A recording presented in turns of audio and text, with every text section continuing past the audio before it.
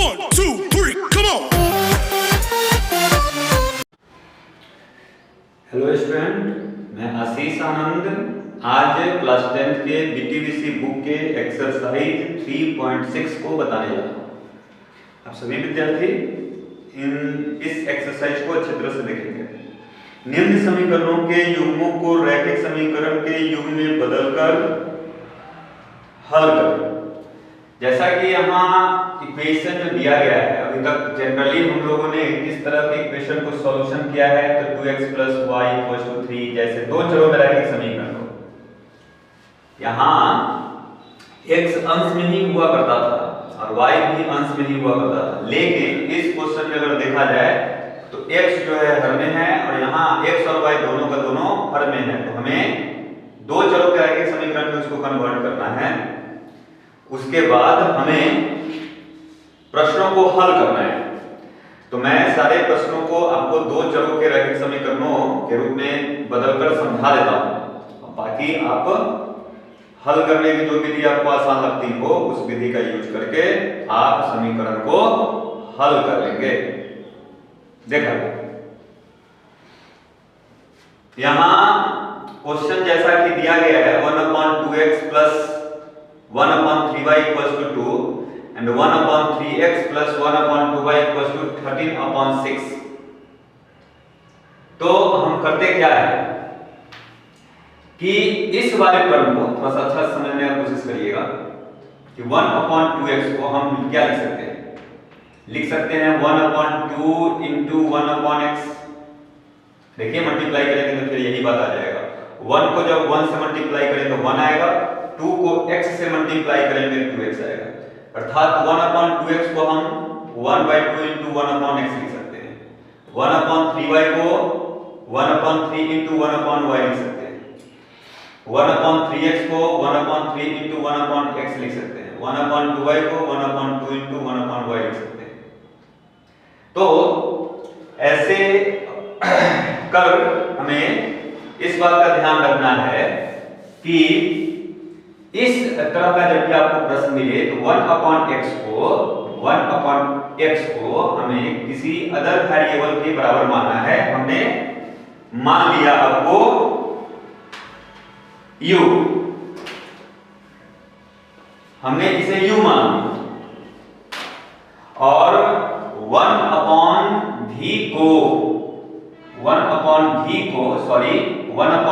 को हमने v माना। ये हम वैल्यू को पुट करेंगे तो जैसा कि 1/2x को हमने क्या समझाया था लिखने के लिए, तो 1/2 × 1/x, तो हम क्या लिख सकते हैं अगर फर्स्ट इक्वेशन जो दिए गए हैं उसको अगर हम लिखे 1/2 × 1/x, तो 1/x को हमने क्या माना है u, तो हम लिख सकते हैं इस वाले इक्वेशन को 1/2 × u। इसी प्रकार जब इसे लिखेंगे इस वाले टर्म को तो 1/3 × v = 2। अगर हम इसको सिंपलीफाई करें तो एलसीएम लेंगे तो 6 होगा, 2 से डिवाइड करेंगे 3 टाइम्स डिवाइड होगा, 3 से इसमें मल्टीप्लाई करेंगे तो 3u होगा, प्लस 2v = 2, क्रॉस मल्टीप्लाई करते हैं तो 3u + 2v = 12। ये हमारी इक्वेशन नंबर 1 हो गया। अब क्या करते हैं कि इस वाले इक्वेशन में हम वैल्यू को पुट करेंगे। तो 1/3x को हम लिख सकते हैं 1/3 × u + 1/2 × v = 13/6। हम अगर इसका एलसीएम लेंगे, 3 और 2 का एलसीएम लेंगे 6, यानी 2u + 3v = 13/6। यहां 6 से 6 कैंसिल, मतलब 2u + 3v = 13। ये हमारे इक्वेशन नंबर 2 हो गए। अब इस दोनों समीकरणों को हमें हल करने हैं। तो जैसा कि फर्स्ट इक्वेशन में u का गुणांक 3 है और सेकंड इक्वेशन में u का गुणांक 2 है, तो फर्स्ट इक्वेशन में हम सेकेंड इक्वेशन के u के पूर्णांक से मल्टीप्लाई करेंगे और दूसरे इक्वेशन में फर्स्ट इक्वेशन के u के कोएफिशिएंट से मल्टीप्लाई करेंगे और दोनों समीकरणों को घटा लेंगे, यानी समीकरण 1 into 2 minus 2 into 3, 2 से जब हम इस पूरे इक्वेशन में मल्टीप्लाई करेंगे तो 3 2 जा 6u प्लस 2 2 जा 4v प्लस इक्वल्स टू 12 2 जा 24। इसमें जब 3 से मल्टीप्लाई करेंगे 6u प्लस 3 3 जा 9v equals to 39, minus minus minus cancel out, 4v minus 9v equals to minus 5v equals to, इसको जब सब्सट्रैक्ट करेंगे माइनस 15 होगा, माइनस माइनस कैंसिल, यानी v इक्वल्स टू 3 होगा।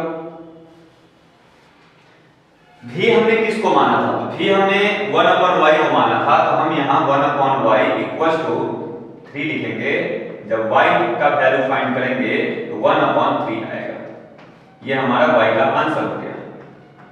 अब हम इस v के मान को समीकरण 1 या 2 में डालकर u का मान निकालेंगे। तो या तो हम ऐसा भी काम कर सकते हैं, y के मान को हम इस दोनों में से किसी इक्वेशन में हम वैल्यू पुट कर सकते हैं। तो v का मान डाल लेते हैं। v का मान समीकरण 1 में रखने पर, तो हमारा समीकरण 1 है 3u plus 2v equals to 12। जब हम इसमें v के जगह पर 3 पुट करेंगे तो क्या हो जाएगा, 3u प्लस 6 को राइट हैंड साइड ले जाएंगे तो 12 में से 6 कटेगा तो 6, u निकालेंगे तो 2 होगा, यानी u का मान 2 हो गया। u का मान, u के जगह पर हम v पुट 1/x पुट करेंगे तो x का मान हो जाएगा 1/2। अतः समीकरणों का जब हल हमने किया तो x का मान हो गया 1/2 और y का मान 1/3। ये हमारे इस क्वेश्चन के आंसर हो गए।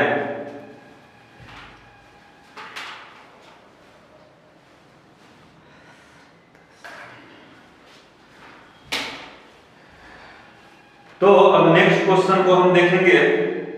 इसी प्रकार इस टाइप के क्वेश्चन को हम हल किया करते हैं। अब इसी में क्वेश्चन नंबर 2 दे रखा है। वीडियो को पॉज कर इसके सॉल्यूशन को लिख लेंगे।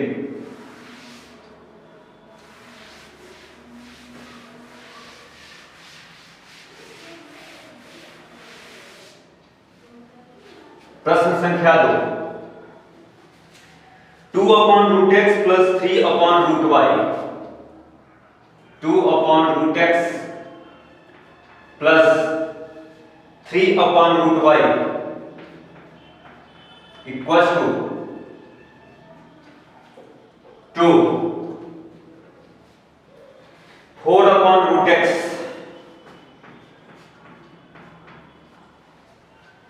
Minus 9/√y equals to -1। इसमें भी कुछ हम लोग वैसा ही काम करेंगे। तो 1/√x को हम लोग u मानेंगे और 1/√y को हम लोग v मानेंगे। तो हम इस वाले वैल्यू को इस इक्वेशन में पुट करेंगे तो 2u होगा प्लस 3v इक्वल्स टू क्या हो जाएगा, तो 2 इक्वल्स टू 2 के होगा।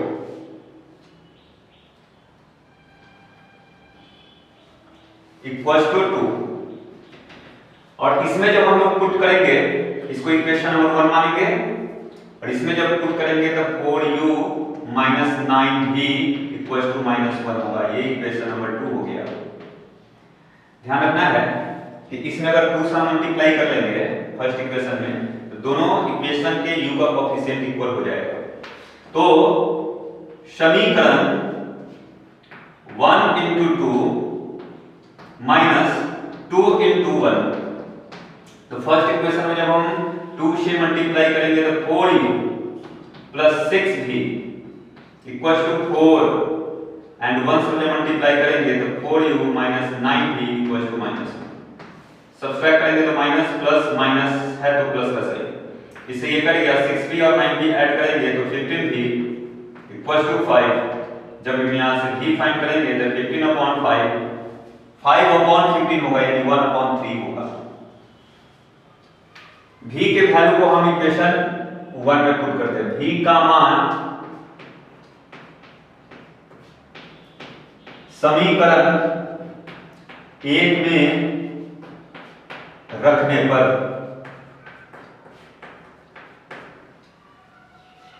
तो समीकरण 1 क्या है? तो 2u plus 3v 2u plus 3v equal to 2। v का वैल्यू 1/3 पुट करते हैं तो 2u प्लस 1 इक्वल टू 2 होगा तो 2u equal to 1 and u equal to 1/2 होगा। हमने u और v का वैल्यू फाइंड किया जबकि क्वेश्चन में x का वैल्यू फाइंड कर रहे हैं। जैसा कि गिवन है u बराबर u equal to 1/2 and here what is the value of u? u equal to 1/√x means हम यहां 1/√x लिखेंगे इक्वल टू 1/2 क्रॉस मल्टीप्लाई अगर हम करेंगे यहां तो क्या होगा? Root under x equal to 2 x equal to 2 का स्क्वायर यानी 4 यानी x का वैल्यू 4 आ गया। और हमने v का मान 1/3 निकाला है तो हम यहां लिखेंगे v को हमने क्या माना था? v किसको माना था? 1/√y यानी कि 1/√y इक्वल टू 1/3। तो हम यहां से क्रॉस मल्टीप्लाई करेंगे √y equal to 3 y equal to 9। हल लिखेंगे हम लोग x equal to 4 and y equal to 9। Answer question number 2 के सॉल्यूशन हो गया। अब हम लोग क्वेश्चन नंबर 3 के सॉल्यूशन की ओर चलते हैं। वीडियो को पॉज कर इसके सॉल्यूशन को लिख लेंगे।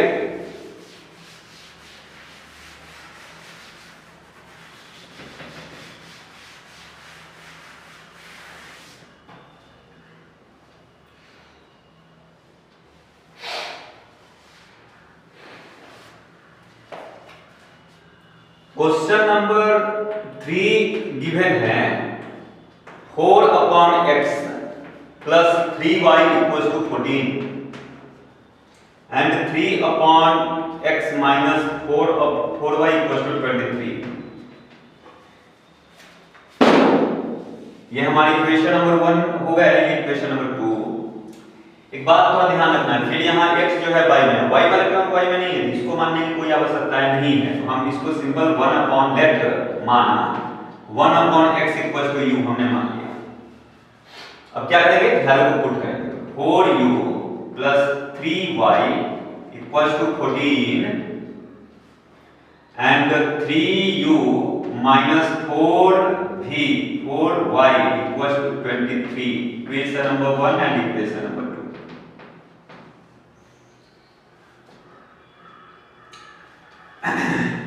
ये हमारे फर्स्ट इक्वेशन, ये सेकंड इक्वेशन। जैसा कि देखा जा रहा है तो दोनों के u या तो y का गुणांक इक्वल नहीं है। तो फर्स्ट इक्वेशन के u के गुणांक को अगर हम सेकंड इक्वेशन के साथ गुणा करते और सेकंड इक्वेशन के u के गुणांक को फर्स्ट इक्वेशन के साथ गुणा करते और दोनों को घटाते तो काम बनेगा।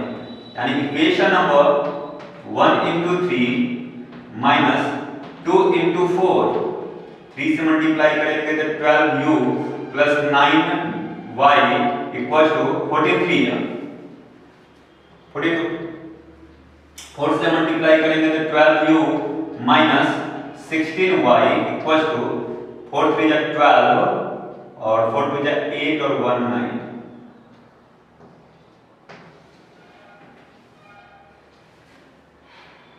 सब्सट्रैक्ट, दोनों को जब ऐड करेंगे तो 25y 2 2 या 4, सॉरी यहाँ सब्सट्रैक्ट करने हैं तो 0 यहाँ 5, y निकालेंगे। जब यहां हमने सब्सट्रैक्ट किया क्या माइनस का साइन हुआ, जब इसको सब्सट्रैक्ट करेंगे तो -50 आएगा। y जब हम ज्ञात करेंगे तो -2 आएगा। ओके, y का वैल्यू हमें ज्ञात हो गया। इस y के वैल्यू को हम इक्वेशन नंबर 1 में पुट करेंगे। द इंग्लिश में लिखते हैं value of y putting in equation 1. Here equation 1 equals to 4u plus 3y equals to 14. Here given y equals to -2, then 4u plus 3 into -2 equals to 14. Then 4u equals to 14 plus 6 equals to 20. u equals to 20 upon 4. Cancel करेंगे इसे 4 से 20 को तो 5 times cancel होगा.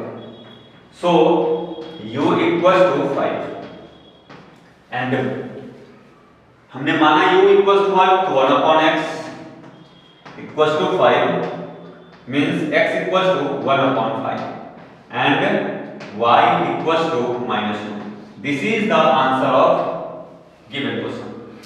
अगर first check कर लिया जाए कि क्वेश्चन का आंसर सही है कि नहीं तो 4 x के जगह पर जब हम 1 upon 5 डालेंगे तो 5 न्यूमरेटर में आ जाएगा into 3 into -2. अगर ये 14 के इक्वल हो गया तो हमारा काम बन गया 5 4 जा 20 -6 यानी 40 यानी करेक्ट आंसर है. वीडियो को पॉज करके आप इसे लिख लेंगे.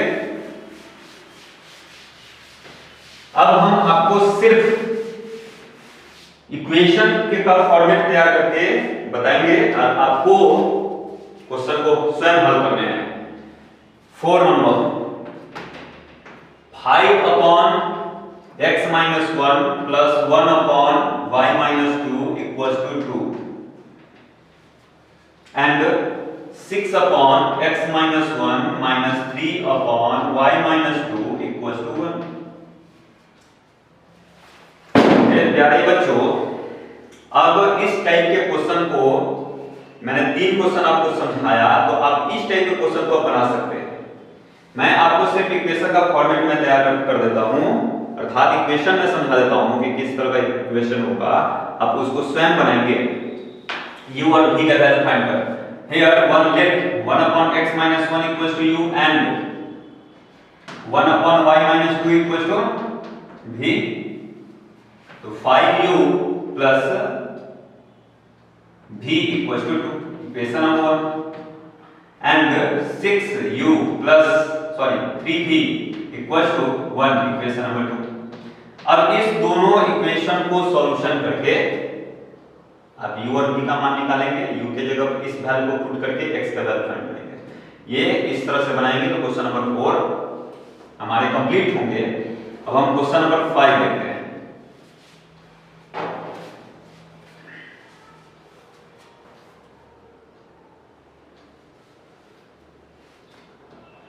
Seven x minus 2y upon x minus xy equals to, दिख नहीं रहे हैं, हम मान लेते हैं 5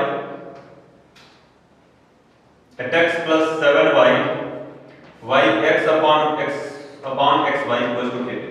अब इसके जगह पर जो आपके बुक में दिए होंगे उसको लिख लीजिएगा. यहाँ स्प्रिंटिंग है, स्प्रिंटिंग अर्थात यहाँ लिख नहीं रहा है. सर्वप्रथम हम क्या करेंगे, टर्म सेपरेट करेंगे यानी 7x अपॉन xy लिखेंगे, 2y अपॉन xy लिखेंगे इक्वल्स टू फिर 5. यहां जब हम लिखेंगे x upon xy plus 7y upon xy equals to 50. y से y कैंसिल, here x से x कैंसिल, x से x कैंसिल, y से y कैंसिल यानी 7 upon y minus 2 upon x equals to 5 एक इक्वेशन होगा. और दूसरे इक्वेशन को हमने इस फॉर्म में कन्वर्ट किया 8 upon y 7 upon x equals to 50. ऐसे क्वेश्चन हमने बनाया है तो आप उस तरह का उस फॉर्म में कन्वर्ट कर, जैसे क्वेश्चन नंबर 1 है इस तरह का, क्वेश्चन नंबर 2 भी इसी तरह का है, आप उस तरह से आप इसको सॉल्यूशन करेंगे. फिर नेक्स्ट क्वेश्चन नंबर 6 देखते हैं.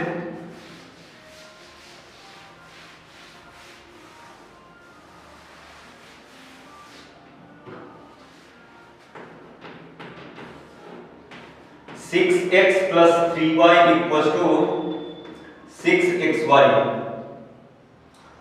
2x प्लस 4y इस वाली इक्वेशन को हम क्या कर सकते हैं, पहले इसको देख लेते हैं। दोनों तरफ अगर xy से डिवाइड करें तो 6x अपॉन xy होगा, 3y अपॉन xy होगा, इक्वल टू जब xy से डिवाइड करेंगे 6 बचेगा, y से y कैंसिल, x से x कैंसिल, यानी 6 upon y plus 3 upon x equal to 6। इसी तरह इसमें के दूसरे इक्वेशन को भी हम इसी तरह से लिख लेंगे और इस तरह का क्वेश्चन अर्थात 1 और 2 जिस तरह से हमने सॉल्यूशन किया था उस तरह से इस क्वेश्चन को बना लेंगे। चलिए क्वेश्चन नंबर 7 देखते हैं।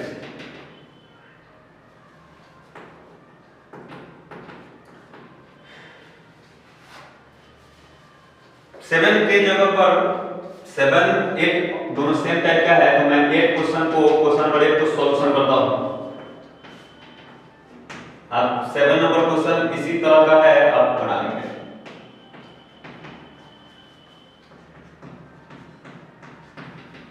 One upon 2 into 3x plus y minus 1 upon 3x minus y equal to minus 1 upon 8। ये इस का लास्ट क्वेश्चन है, तो देखेंगे 1 अपॉन इस पूरे वाले टर्म को हमने u माना, तो u प्लस इसको जब भी मानेंगे लेट माना 1 upon 3x plus y equal to u and 1 upon 3x minus y equal to v। हमने ऐसा माना तो क्या होगा, यहां पर टू छूट गया है, तो u plus v equal to 3 upon 4 means 4u plus 4v equal to 3, equation number 1 and 1 upon 2 sorry u upon 2 minus 1 upon sorry v upon 2 equal to 1 minus 1 upon 8। इसको जब हम सॉल्यूशन करेंगे तो u minus v equal to minus 1 upon 4 आएगा, तो इसको हम solution करेंगे तो 4u minus 4v equal to minus 1 होगा। जैसा कि दोनों इक्वेशन का फर्स्ट और सेकंड इक्वेशन हम लोग देख रहे हैं, तो दोनों के u का कोएफिशिएंट इक्वल है, तो हम लोग 1 इक्वेशन और 2 इक्वेशन को सब्ट्रैक्ट करेंगे तो इससे ये कटेगा 4v माइनस इतना प्लस हो जाएगा, यानी 8v equal to 3 minus 1 3 plus 1 यानी 4, तो v इक्वल टू 1 अपॉन 2। इसका मान हम समीकरण में डालते हैं, तो हम इक्वेशन 1 इक्वेशन में पुट करेंगे तो 4u plus 4 into 1 upon 2 equal to 3, 2 से कट गया 2 टाइम्स यानी 4u equal to 1, u equal to 1 upon 4। u और v का हमने वैल्यू फाइंड किया, अब इसको हम यहां पुट करेंगे 1 upon u equal to 1 upon 4, what is value of u, तो 1 upon 3x plus y equal to 1 upon 4, यानी 3x plus y equal to 4। इसको इक्वेशन नंबर 3 हम मानेंगे and given v equal to 1 upon 2, what is the value of v, तो 1 upon 3x minus y equal to 1 upon 2 means 3x minus y equal to 2। This is the equation number 4। यहां हमें इस दोनों equation को फिर solve कर रहे हैं, 3 और 4 इक्वेशन को। जैसे यहां कैसे 1 और 2 पर हम काम करते थे, 3 और 4 के लिए हम काम करेंगे तो फाइनली हमारा x और y का आंसर आ जाएगा। इसी प्रकार क्वेश्चन नंबर 7 भी है, तो आप इस एक्सरसाइज 3.6 का लेक्चर 1 के 1 में हमने प्रश्न संख्या 1 का हमने 8 क्वेश्चन बता दिया, तो आप इस 8 क्वेश्चन को अच्छे तरह से बना लेंगे। जैसा प्रश्न संख्या 2 में वर्ड प्रॉब्लम टाइप क्वेश्चन है, सर्वप्रथम हमें इस टाइप के क्वेश्चन से इक्वेशन बनाने होते हैं, उसके बाद हल करने होंगे। तो अच्छे तरह से समझेंगे। क्वेश्चन नंबर 2 का 1 नंबर क्वेश्चन दिया गया है, ऋतु धारा के अनुकूल 2 घंटे में 20 किलोमीटर तैर सकती है और धारा के प्रतिकूल 2 घंटे में 4 किलोमीटर तैर सकती है। तो स्थिर जल में तैरने की चाल और धारा की चाल ज्ञात करें। तो स्थिर जल में तैरने की चाल और धारा की चाल हमें ज्ञात करनी है, तो हम लिखेंगे स्थिर जल में धारा की चाल बराबर x किलोमीटर पर आवर, और धारा की चाल, स्थिर जल में धारा की चाल हमने लिख लिया, स्थिर जल में तैरने की चाल लिखना चाहिए, ज़्यादा अच्छा रहेगा। जल में तैरने की चाल और धारा की चाल हमने y किलोमीटर पर आवर ले लिया। धारा के अनुकूल और प्रतिकूल का क्या मतलब होता है उसको थोड़ा सा समझा जाए। ये हमारे प्रश्न के पहले भाग से होंगे। धारा के अनुकूल कहने का मतलब, मान लीजिए कोई नदी या तालाब है, अगर धारा का प्रवाह इस दिशा में है और कोई व्यक्ति जो इस ही डायरेक्शन में तैर रहा है, मतलब जिधर धारा का प्रवाह है, जिधर धारा बह रही है, जिधर पानी का बहाव है, उधर ही अगर कोई व्यक्ति है जो ऋतु तैर रही है, तो स्वाभाविक ऐसा होगा कि ऋतु के तैरने की जो चाल होंगी और धारा का जो चाल होगा, दोनों एक दूसरे दोनों ऐड हो जाएंगे। जैसा कि हम लोगों ने अनुभव किया होगा, जब हम लोग साइकिल वगैरह चलाते हैं तो तूफान वाले दिनों में या जिस समय बरसात आने वाली होती है, तो जिसमें हवा वगैरह जब काफ़ी ब्लो करते हैं, तो उस समय जब जिस दिशा में हवा का प्रवाह होता है उसी दिशा में जब हम साइकिल चलाते हैं तो हमें ऐसा अनुभव होता है कि साइकिल का जो हम जिस स्पीड से चला रहे हैं उससे ज़्यादा स्पीड में साइकिल चल रहा है, अर्थात जितना हवा का फोर्स होता है वह फोर्स उसके साथ ऐड हो जाता है, यानी उसकी चाल ऐड हो जाती है। तो हम उसको कहेंगे हवा के दिशा में उसकी चाल। और विपरीत दिशा कहने का तात्पर्य, जिधर हवा जिस दिशा में बढ़ा है उसके अपोजिट डायरेक्शन में कोई व्यक्ति आ रहा है। तो जैसे हवा का डायरेक्शन इधर है और कोई व्यक्ति इधर से आ रहा है, तो देखते हैं कि बाई फोर्स हम बहुत ज़्यादा फोर्स लगाते हैं, तब हम जो है अपने साइकिल को आगे की ओर बढ़ा पाते हैं। अर्थात व्यक्ति की जो चाल होगी और जो धारा की चाल होगी वह व्यक्ति के चाल को कम करती है, यानी कि जो व्यक्ति का चाल है, जो आदमी का चाल है, उसमें से धारा की चाल यानी हवा की चाल घट जाएगा, तो वह एक्चुअल उस व्यक्ति का चाल होगा। तो धारा के अनुकूल और प्रतिकूल, धारा के अनुकूल क्वेश्चन के पहले भाग में कहा जा रहा है धारा के अनुकूल, धारा के अनुकूल तैरने की चाल या ऋतु की चाल क्या हो जाएगा। अनुकूल है तो ऋतु की जो चाल है और धारा की चाल दोनों ऐड हो जाएगा, यानी कि ये धारा के अनुकूल ऋतु की चाल हो गई। तो ये हमारा धारा के अनुकूल चाल है और चाल बराबर दूरी बटा समय होता है। तो धारा के अनुकूल 20 किलोमीटर तैर सकती है 2 घंटों में, यानी दूरी कितना तय कर रही है, तो 20 किलोमीटर कितने घंटे में, तो 2 घंटे में। तो दूरी बटा, अगर हम समय ज्ञात करेंगे तो दूरी बटा समय बराबर चाल होता है, यानी चाल बराबर दूरी बटा समय।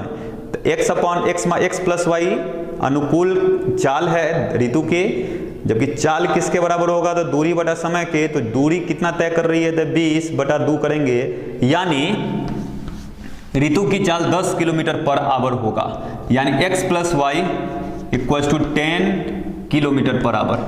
यह धारा के अनुकूल चाल हो गया। ऋतु के धारा के अनुकूल चाल x प्लस वाई, और x प्लस वाई किसके बराबर, तो 10 के, यानी 10 किलोमीटर पर आवर के। यह हमारी क्वेश्चन नंबर 1 हो गया। अब धारा के प्रतिकूल की बातें हैं। धारा के प्रतिकूल ऋतु की चाल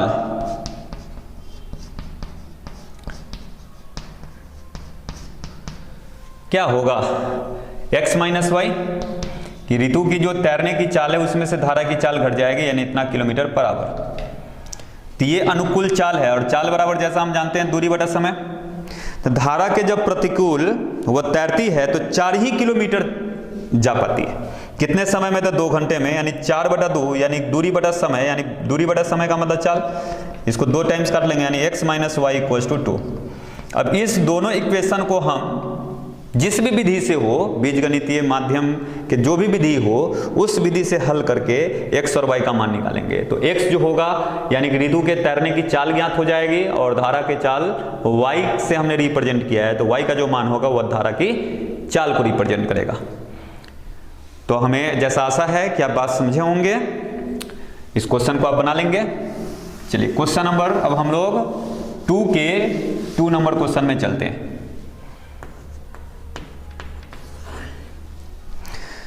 दो महिलाएं और एवं 5 पुरुष एक कसीदे के काम को, ये क्वेश्चन है। इसमें ज्ञात क्या करना है? इसी कार्य को एक अकेली महिला कितने समय लेगी और इसी कार्य को एक अकेला पुरुष कितना समय लेगा। तो इसी को हमने x और y मानना है। माना कि इस काम को करने में या काम को करने में, मैंने माना कि काम को करने में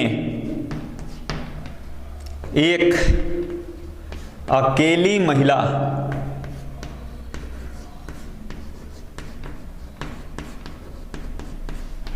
x दिन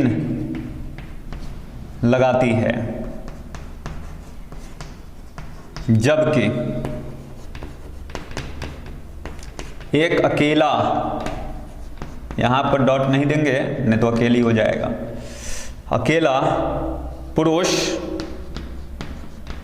y दिन लगाता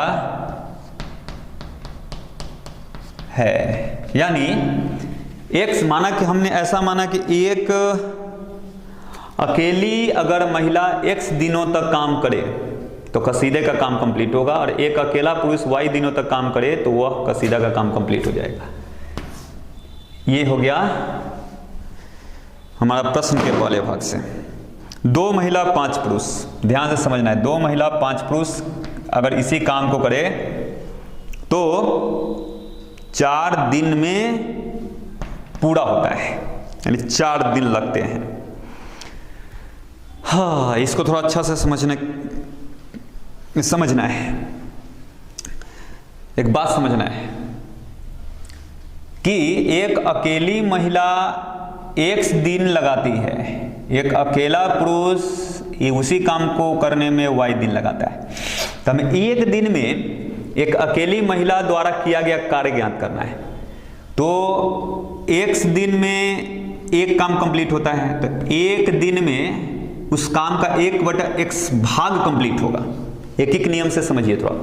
हमने क्या किया, x दिनों में एक महिला x दिनों में कसीदे का काम कंप्लीट करती है, यानी एक काम एक हो गया, यहां पर एक काम को रिप्रेजेंट कर रहा है। तो एक दिन में कितना काम करेगी, तो 1/x, देखिए यहां एक के लिए जब निकालते हैं तो ये x इसके बटा में आता है। तो एक दिन में अकेला अगर अकेली महिला एक काम करे तो 1/x दिनों में काम करेगी, माने 1/x दिनों में काम नहीं, 1/x काम करेगी एक दिन में। यानी एक अकेली महिला 1/x दिनों में काम करेगी। सॉरी, बात यहां समझिए, 1/x क्या निकला, तो एक दिन में एक अकेली महिला द्वारा किया गया काम। तो इसी प्रकार 1/y क्या होगा, तो एक दिन में अकेला पुरुष द्वारा किया गया काम। इसको अच्छा से फिर से समझिए, x दिन लगाता है एक काम को करने में, चूंकि x दिन में एक काम कंप्लीट होता है। तो एक दिन में कितना काम, जैसे मान लीजिए कि कोई फैक्ट्री है ना, 1000 प्रोडक्शन करता है तो 10 दिन लगाता है। यानी किसी भी चीज का, या बैट मान लीजिए, बैट का प्रोडक्शन 1000 प्रोडक्शन 10 दिन में करता है। तो हमें यह ज्ञात करना है कि एक दिन में कितना प्रोडक्शन करेगा। चूंकि 10 दिन में 1000 प्रोडक्शन करता है तो एक दिन में 1000/10 बैट का प्रोडक्शन करेगा, यानी कि 100 बैट का प्रोडक्शन करेगा। तो उसी प्रकार 1/x क्या चीज को रिप्रेजेंट कर रहा है, एक दिन में अकेली महिला द्वारा किया गया काम, एक दिन में अकेला पुरुष द्वारा किया गया काम। ये अकेली महिला और अकेला पुरुष द्वारा किया गया काम। अच्छा, एक बात समझना है यहाँ, ये 4 क्या चीज को रिप्रेजेंट कर रहा है कि 4 रिप्रेजेंट कर रहा है पूरा काम कंप्लीट हो जाता है 4 दिनों में, ठीक है।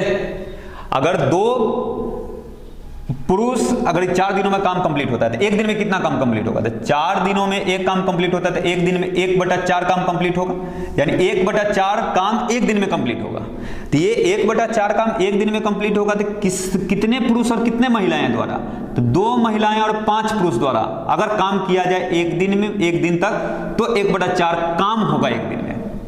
स्पष्ट समझिए, ये 4 का मतलब क्या है? अगर 2 महिला और 5 पुरुष काम लगातार 4 दिनों तक करे तो जो कसीदा का काम है वह काम कंप्लीट हो जाएगा। बस समझिए, 2 महिला और 5 पुरुष 4 दिनों तक काम करे तो जो कसीदा का काम है वो कंप्लीट हो जाएगा। यानी 4 दिनों में एक कसीदे का काम कंप्लीट होता है तो 1 दिनों में 1/4 काम कंप्लीट होगा 1 दिन में। तो 1 दिन में 1/4 काम कंप्लीट होगा तो 1/4 काम कितने पर्सन द्वारा किया जा रहा है? तो 5 और 2 7 पर्सन द्वारा 1 दिन में, यानी कि 2 महिला और 5 पुरुष द्वारा किया गया काम है। तो 1/4 यहां रिप्रेजेंट कर रहा है 2 पुरुष और 5 महिला द्वारा किया गया काम। तो 1 महिला 1 दिन में 1/x काम करती है तो 2 महिला 2/x काम करेगी, बिल्कुल। 1 पुरुष 1 दिन में 1/y काम करता है तो 5 पुरुष 1 दिन में 5/y काम करेगा, तो दोनों को ऐड करेंगे तो 1 दिन में 2 महिला और 5 पुरुष द्वारा किया गया काम होगा जो कि 1/4 के बराबर होगा। ये हमारा इक्वेशन नंबर 1 हो गया। जैसा कि लेक्चर 1 में हमने इस टाइप के इक्वेशन को सॉल्यूशन करना समझाया था, तो आप लेक्चर 1 को अच्छा तरह से समझकर आप इस इक्वेशन को सॉल्यूशन खुद करेंगे प्रश्न के दूसरे भाग से। अब तो इस टाइप के प्रश्न को बनाने में दिक्कत नहीं होगा। 3 महिला 6 पुरुष की बात है तो 3/x + 6/y = 3 दिन में काम कंप्लीट होता है, यानी 1/3। ये क्वेश्चन नंबर 2 आप इसको सॉल्यूशन करके खुद ब खुद लिख लेंगे। अब इस 3.6 के लेक्चर नंबर 2 के क्वेश्चन नंबर 2 के लास्ट क्वेश्चन,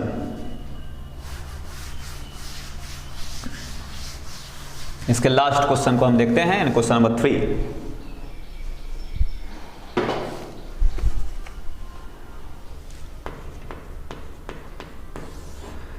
रोहित 300 किलोमीटर दूरी पर स्थित अपने घर जाने के लिए कुछ दूरी रेलगाड़ी द्वारा और कुछ दूरी बस द्वारा तय करती है।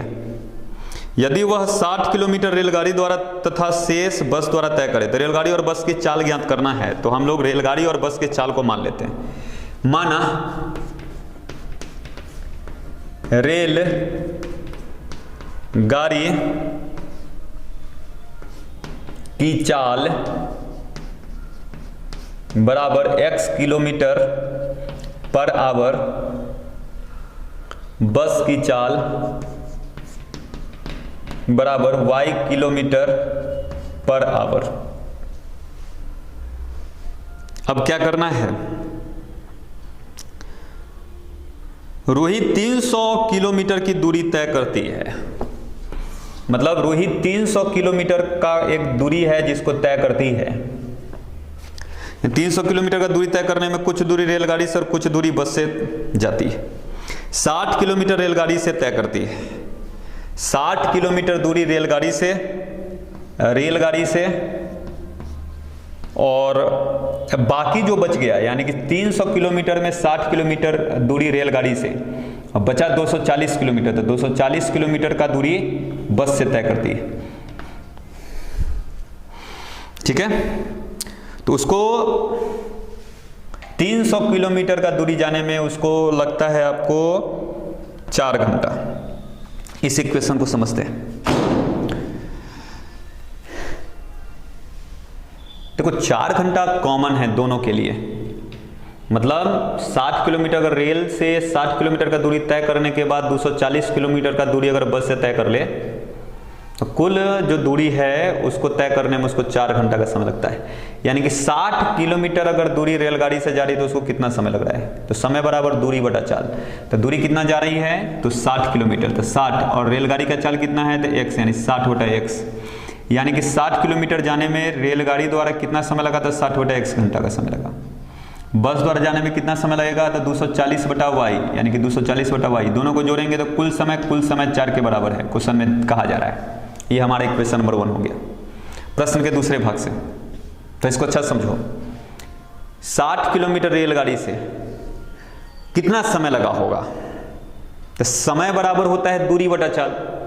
तो 60 किलोमीटर दूरी को रिप्रेजेंट कर रहा है, और रेलगाड़ी की चाल x है, तो 60 बटा यानी दूरी बटा चाल करेंगे तो ये समय निकल गया। यानी 60 किलोमीटर अगर रेल से जाए, अगर रेल का चाल x किलोमीटर बराबर है तो कुल उसको 60/x घंटा का समय लगेगा। उसी प्रकार हमने इसको लिखा, दोनों का योगफल क्वेश्चन में कह रहा है कि 4 घंटा लग रहा है, इक्वल्स टू 4। अब क्या कह रहा है कि अगर 100 किलोमीटर रेलगाड़ी से, यानी रेलगाड़ी से 100 किलोमीटर और शेष अब कितना था? 300 में 100 किलोमीटर रेलगाड़ी से, तो 200 किलोमीटर बस से 200 किलोमीटर अगर का दूरी तय करती है, तो पहले जितना समय लगा था अब 10 मिनट ज्यादा, यानी 4 घंटा।